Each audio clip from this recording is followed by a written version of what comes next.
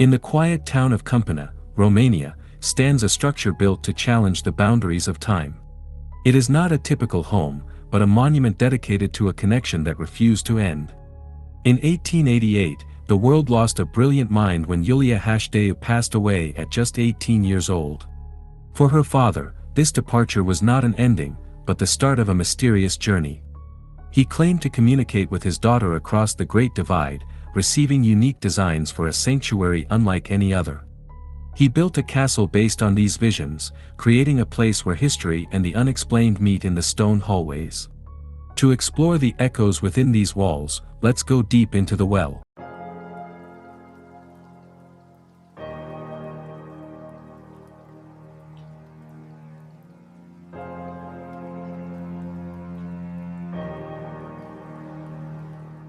Iulia Hasdeu was a phenomenon that occurred once in a century. Born into an elite intellectual family, her mind seemed to operate on a frequency far beyond her years. By the time most children were learning to play, Iulia was mastering the complexities of human language. At the age of 2, she was already speaking multiple languages with a fluency that baffled her tutors. By 5, she was not just reading, but writing intricate poetry that captured the nuances of the human soul. Her father, Bogdan Petriceicu Hasdeu, was one of the most prominent scholars in Europe, yet even he stood in awe of his daughter's intellect. By the age of 11, she had completed high school, a feat unheard of in the 19th century. She was a prodigy of such immense potential that her future seemed limitless. She eventually moved to Paris to study at the prestigious Sorbonne, becoming the first Romanian woman to ever do so. She was a rising star in the firmament of European academia, a young woman who carried the hopes of a nation on her shoulders. But this brilliance came with a price. Her intense dedication to her studies often left her physically exhausted, and the cold, damp air of Paris began to whisper a dark promise that her father refused to hear. The transition from the warmth of her home to the demanding academic life in Paris was the beginning of the end. While her mind thrived in the lecture halls of the Sorbonne, her body was silently failing. In the late 1800s, tuberculosis was a silent stalker, a white plague that claimed the young and the gifted. Iulia fought the disease with the same fierce intensity she applied to her books. She refused to stop her research, often studying late into the night while a fever burned within her. Her father, realizing the danger too late, tried everything to save her. He sought out the most renowned doctors in France and Italy, spent fortunes on experimental treatments, and prayed for a miracle. But the shadow was growing longer with every passing day. Iulia knew her time was short. She wrote letters home that were both brave and heartbreaking, filled with a maturity that seemed to bridge the gap between this life and the next. In September 1888, the struggle came to a quiet end. The prodigy died in her father's arms. The light of the Hasdeu family was extinguished, and the silence that followed was more deafening than any scream of agony. Bogdan Hasdeu returned to Romania a broken man. The scholar who once valued logic and historical fact above all else was now consumed by a darkness that no book could illuminate.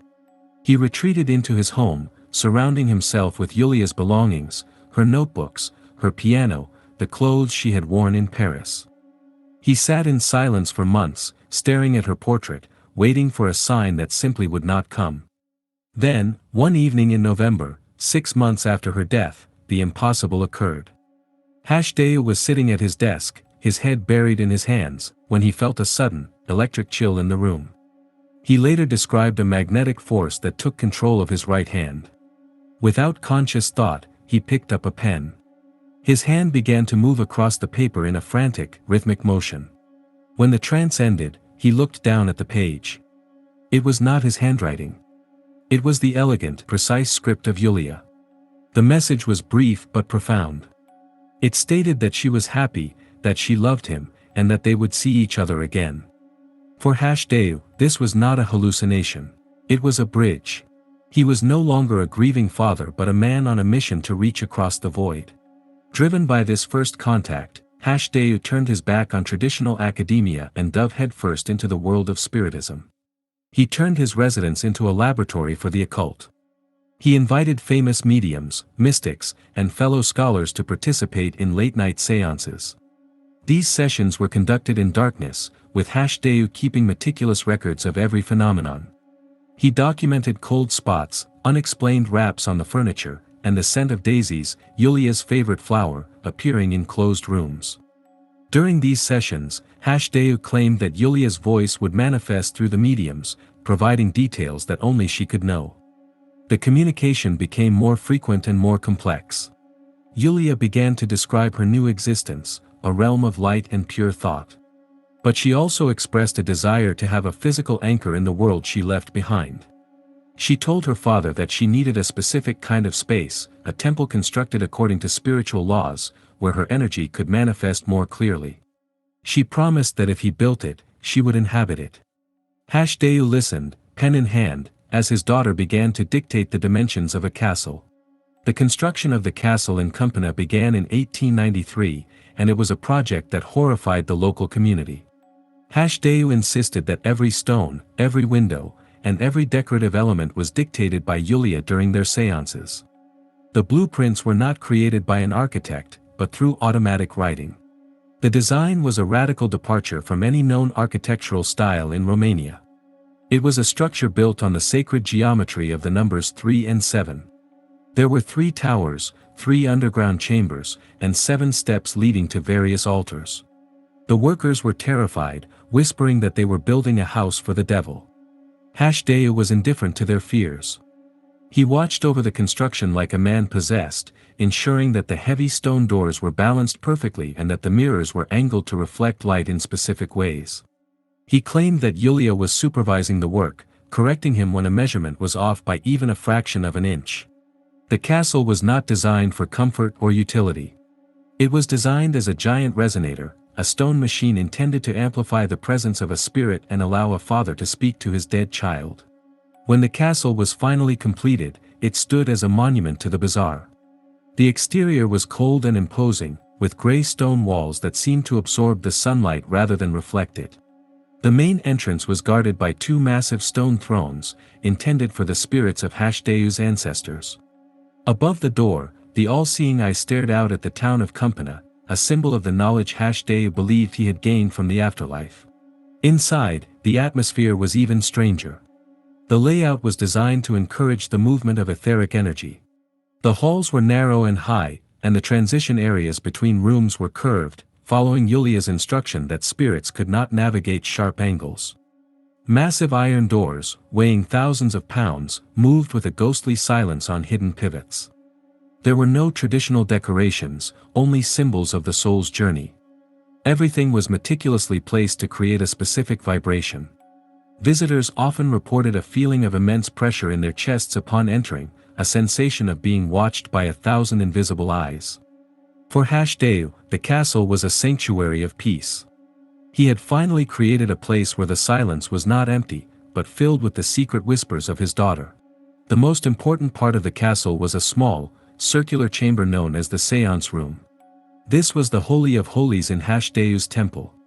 The room featured a small, round hole in the wall, which Hasdeu claimed was the specific portal through which Iulia entered the building. In the center of the room stood a white marble bust of Iulia, captured in her eternal youth.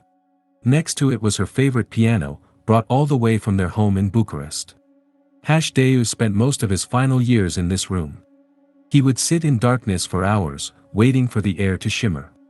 He claimed that Iulia would sit in the chair across from him, and they would discuss philosophy, history, and the secrets of the universe. He spoke to the empty space with the same casual tone one would use with a living guest. He believed that the stone walls of the chamber acted as a battery, storing Iulia's essence. He stopped caring about his reputation or his career. Bogdan Hasdeu died in 1907, joining his daughter in the realm he had spent decades trying to understand. But according to many, the castle did not become empty. Since his death, the building has become a magnet for paranormal activity. Museum staff and visitors have reported experiences that defy rational explanation. The most enduring legend is that of the piano. Late at night, long after the heavy stone doors have been locked and the alarm set, the sound of a piano playing a mournful, classical piece has been heard echoing through the empty halls. When people investigate, they find the seance room empty, the piano lid closed, and the air unnaturally cold. Others have reported the distinct scent of daisies appearing in the building in the middle of winter.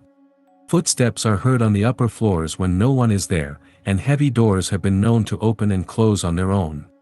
It is as if the stone machine Hasdeu built is still running, still vibrating with the energy of the girl who was taken too soon. The castle remains a place where the logic of the modern world fails, and the grief of a father still resonates in the very foundations. The sightings of Iulia Hasdeu are the most chilling part of the castle's legacy. For over a century, witnesses have claimed to see a young woman dressed in a flowing white gown wandering the castle grounds under the light of a full moon. She is described not as a terrifying ghost, but as a peaceful, almost melancholic figure. She is often seen holding a bouquet of daisies, her eyes fixed on the horizon as if waiting for someone to return. Some say she is seen in the windows of the highest tower, looking down at the town of Câmpina with a faint, knowing smile. These sightings are not just local folklore, they have been documented by researchers and curious skeptics alike. Whether it is a residual haunting, a recording of the past etched into the stone, or the conscious spirit of Iulia herself, the castle remains her domain. It is the most famous haunted site in Romania, a place where the boundaries between life and death remain blurred. The story of Iulia and Bogdan Hasdeu is a testament to the power of the human spirit to resist the finality of the grave. Whether Iulia truly dictated those blueprints or if they were the product of a broken mind, the castle stands as a testament to the unknown. Don't forget. I'll see you at the bottom of the well.